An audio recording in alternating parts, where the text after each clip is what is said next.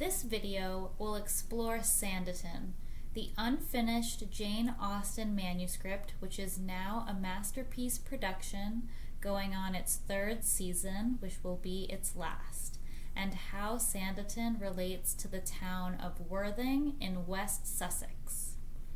The setting and characters for Jane Austen's unfinished novel Sanditon are thought to be based on her experiences of the town of Worthing. Towards the end of 1805, Jane Austen, then 29 and not yet a published novelist, spent at least a month and a half in Worthing with her mother, her sister Cassandra, and her close friend Martha Lloyd. She arrived on September 18th, was in the town on November 4th, and may have stayed until after Christmas. Until recently, all that has been known about what Jane Austen did in Worthing was that she won 17 shillings in a raffle on September 19th, went to church in September, almost certainly at the parish church of St. Mary at nearby Broadwater, and was the witness in an affidavit in front of the rector of Broadwater in November. Now, an important link has been established between Jane Austen and Edward Ogle, who was Worthing's chief citizen at the time. Today, we don't really have chief citizens, but for centuries there were people who devoted their lives to their hometowns and rose in prominence. These were its chief citizens. Edward Ogle was born sometime before 1759, and he died in 1819 in Southampton Street, Bloomsbury, London, perhaps on a venture to improve naval commerce with which he was so concerned. In 1787, he married Anne née Elsdon Ogle in Norwich Archdeaconry Court in Norfolk. She died on January 8, 1824, and was buried in Heacham Church, Norfolk, where there is a tablet to her memory. Like Mr. Parker in Sanditon, Edward Ogle had a younger brother, James Ogle II, born in 1757 in Rothbury, who married a Sarah Ward. Direct evidence that Jane Austen knew Ogle comes from a letter she wrote 8 years afterwards to Cassandra, then staying in London. Clearly, the two sisters had kept in contact with Ogle after becoming friendly with him in Worthing in 1805. "Sweet Mr. Ogle," Jane Austen writes, "I dare say he sees all the panoramas for nothing, has free admittance everywhere. He is so delightful. Now you need not see anybody else." So it's possible Cassandra met up with Mr. Ogle in London. Edward Ogle and his brother James were involved in the sugar trade with the West Indies. This is an exciting Sanditon connection because Georgiana Lamb is a character with West Indies sugar connections in Sanditon. The brothers had a wharf near London Bridge in real life and owned 9 Thames barges. The panoramas Jane refers to in her letter were the splendid views of London from the River Thames, which Ogle was able to see for nothing because he could travel up and down the Thames on his barges whenever he liked. In 1801, 4 years before Jane Austen's stay in Worthing, Edward Ogle purchased Warwick House and its estate, which consisted of a substantial amount of land in the heart of the town.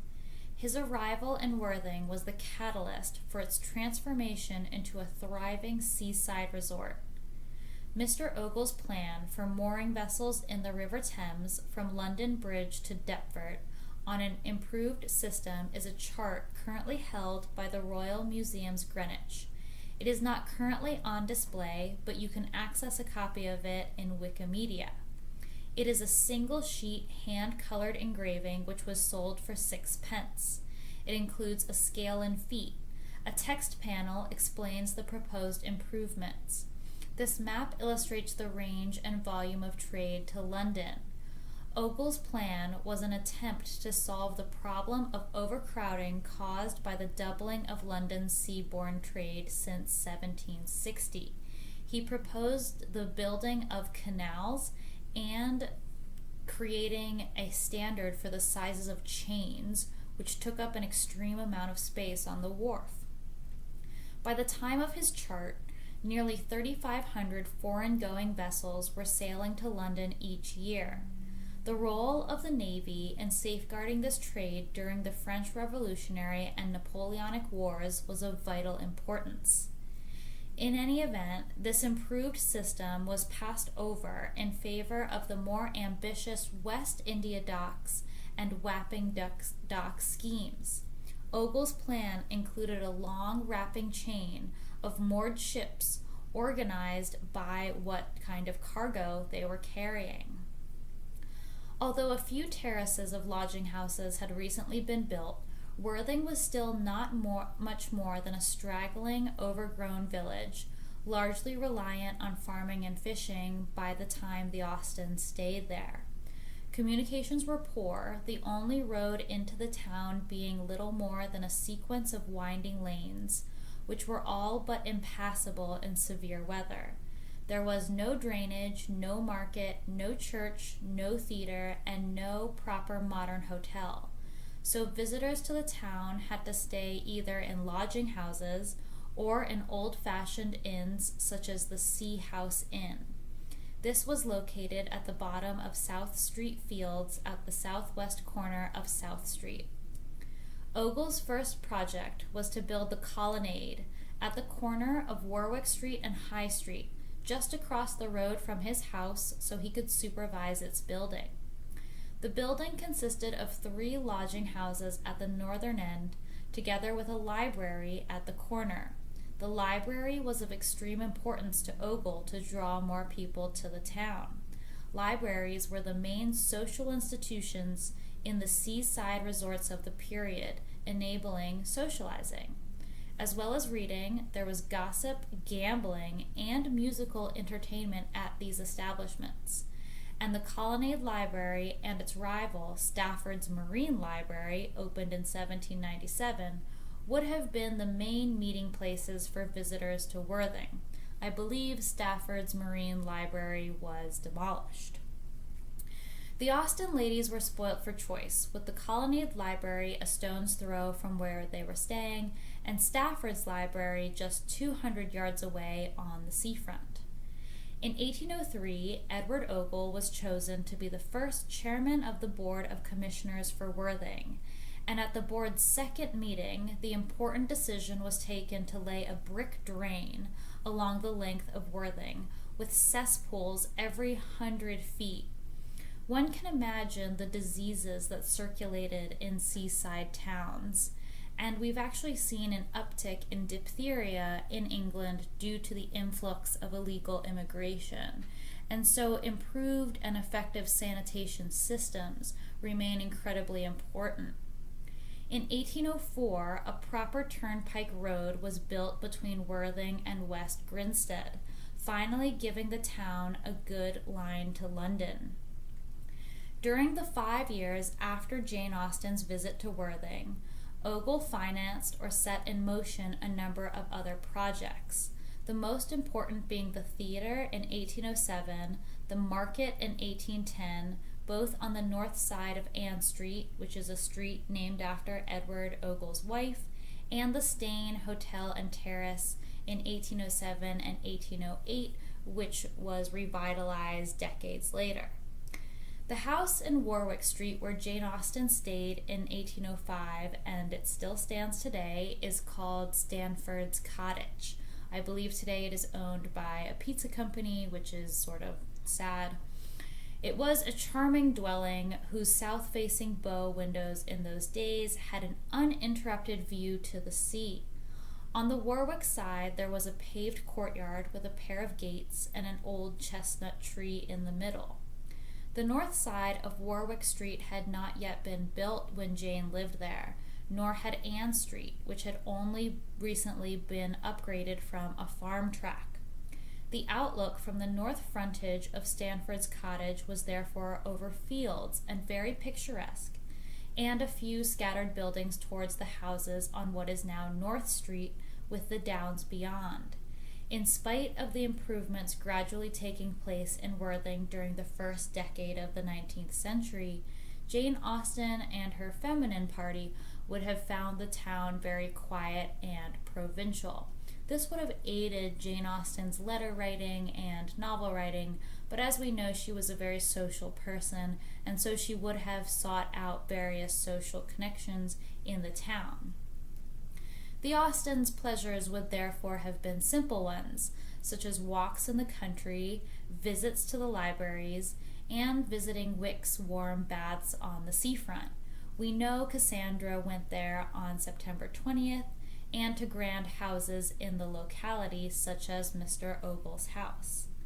Jane Austen's stay in Worthing left a big impression on her, and over a decade later, in January 1817, when she started writing her final novel, she set it in a small Sussex resort town she called Sanditon, which is Worthing in all but name. The novel was to revolve around the three Parker brothers, and the eldest of these, Tom Parker, was undoubtedly based on Edward Ogle. Both men were the leading figures in their towns, Edward Ogle in Worthing, Tom Parker in Sanditon, and both were energetic speculators and developers, with a fierce pride in the resorts they had almost single-handedly brought into being. Such character may be confusing to viewers today, but one has to remember that devotion to one's hometown isn't foreign, and it's what civilization has been built on for millennia. In addition, it is clear both from its character and its location that Jane Austen's Trafalgar House, where Tom Parker lived in Sanditon, is based on Ogle's Warwick House. She named the fictional house in honor of Nelson's great naval victory over the French, news of which reached Worthing when she was in the town. Jane had brothers in the Navy, and naval victories were of special importance to her. She also named streets of Sanditon after her previous characters, such as Darcy. She may have been mimicking Mr. Ogle's preference to name streets in Worthing after his loved ones, like Anne Ogle. There are a number of passages in Sanditon where Jane Austen's account of Tom Parker strongly evokes Edward Ogle. Here are a couple. Mr. Parker was perceived to be an enthusiast. On the subject of Sanditon, a complete enthusiast. Sanditon, the success of Sanditon as a small, fashionable bathing place, was the object for which he seemed to live. This is a perfect match for Edward Ogle, and the passages in which Tom Parker holds forth about Sanditon must have been based on Jane Austen's memory of Ogle enthusing about the town that was his pride and joy. We also learn that Tom Parker made use of the library to monitor new arrivals in the town in Sanditon. Mr. P. could not be satisfied without an early visit to the library and the library's subscription book. On one particular day in the novel, the list was disappointing, being not only without distinction, but less numerous than he had hoped. This was almost certainly a routine Jane Austen remembered from Edward Ogle at the Colonnade Library, which was less than a minute's walk from both Warwick House and her residence, Stanford's Cottage. Austen includes Mr. Parker's love for tourism in her unfinished Sanditon manuscript. Character Diana Parker has come on a mission to secure a house for a wealthy family from the West Indies, although she has not specifically been asked to help. She also brings word of a second large party, a girls' school, which is intending to summer at Sanditon. This news causes a stir, especially for Mr. Parker, whose fondest wish is the promotion of tourism. With the arrival of Mrs. Griffiths at Sanditon, it soon becomes apparent that the family from the West Indies and the girls' school are one and the same, a bit of a disappointment to Mr. Parker, who counts on tourism revenue for the town. The visitors consist of Miss Lamb, a teenaged Antiguan English heiress, and the two Miss Beauforts, English girls just arrived from the West Indies.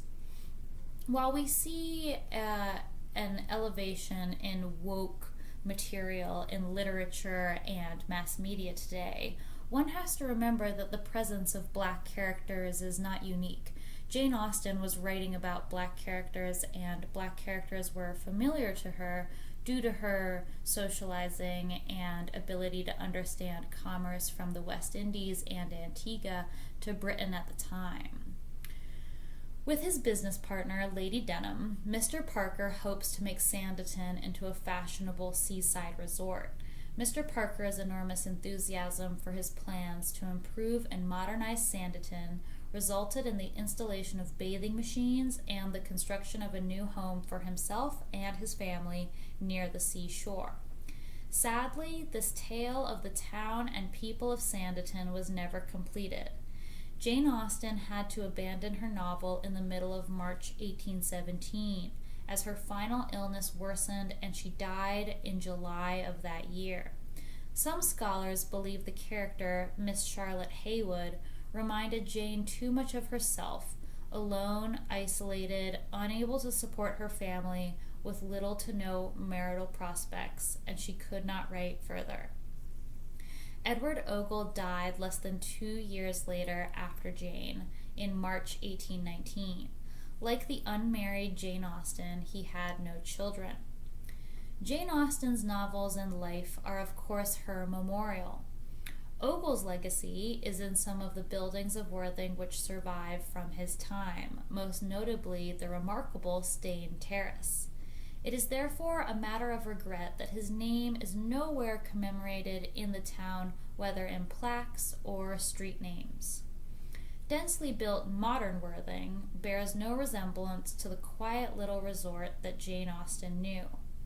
However, although much of the town's mid-19th century heart has been destroyed in the rush to modern, ugly architecture we see so much of in the West, a surprising number of the buildings that were present in 1805 are still standing, and it is still just possible to imagine Edward Ogle striding around the town on his mission to make Worthing one of the best resorts in England, and a wryly observant social young woman watching and assimilating and saving her experiences for use a decade later in her final unfinished novel, which continues to excite audiences today. A lot of this material comes from the Jane Austen Society report for 2010 and an article, Edward Ogle of Worthing and Jane Austen Sanditon. I could find some references to Ogle's relatives who were commemorated around England due to their service in World War I and World War II, and so I believe that the vein of patriotism continued in that family for decades afterwards.